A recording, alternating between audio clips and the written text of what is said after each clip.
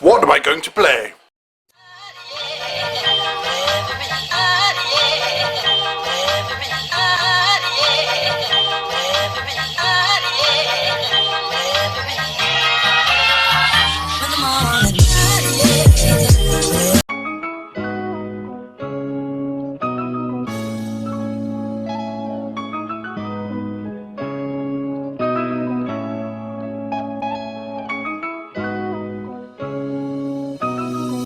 Hi everyone and welcome to Game Club.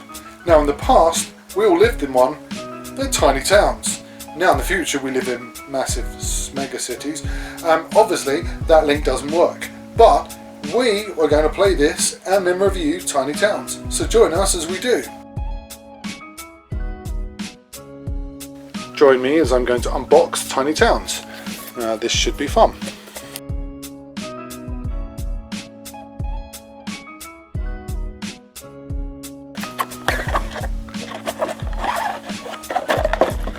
Brilliant. Okay, so there's a lot to start with. Tiny Towns, I like the box art, although I think I don't like this big AEG. It always sort of distracts from the sort of imagery here, but I guess probably it's just a good way for them selling their brand. Box art also is quite nice as well.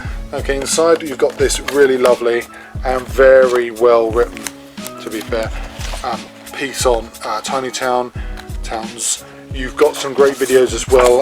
Game the Game have got a brilliant playthrough as well, which is well worth exploring.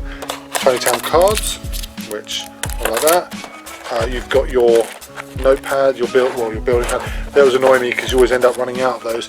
Your land spaces, your Tiny Town project cards, and then all of your wonderful stuff you need to play. And I like the fact they've all bracketed it there as well, which is very useful. So, brilliant. Okay, so join us as we end up playing and reviewing Tiny Towns. So we've just finished playing Tiny Towns, and I'm going to start with the first point here, is that I'd really recommend Geek and Sundry's video on Tiny Towns. I think that Becca does a great job at basically explaining the game very simply, and then you can understand how to play it from what I would say a basic perspective, and then you should look at watching the Watch It Played video, because that really then defines exactly all of the scenarios. That said, okay, the booklet itself is actually very well written and concise enough that you'll probably be able to work it out pretty much without much in the way of restrictions. Right, that said, what do we think of Tiny Town? We quite enjoyed it. I'm glad because we've had 3 games this season so far and they've all been stinkers, and finally we've got to a game that's actually quite good. Now, Tiny Towns, the first thing to know about Tiny Towns is its playability of it. It is very easy to play, very hard to master, which that's always great for games. Peter McPherson's first game, which this is certainly has put him on the map in the sense that he's done enough to give himself the chance to create other works, and I think he certainly will do. The other thing to note about it is that there's wonderful pieces. I think that they're really high quality stuff that they've released for placements items. I'll just actually hold that like that so you can see it. I think that there's enough work and enough attention to detail there that they are certainly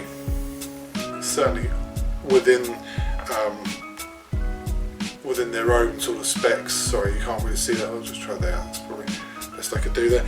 Within their own specs, they look good, and it's good quality, sufficient enough to really show that they care.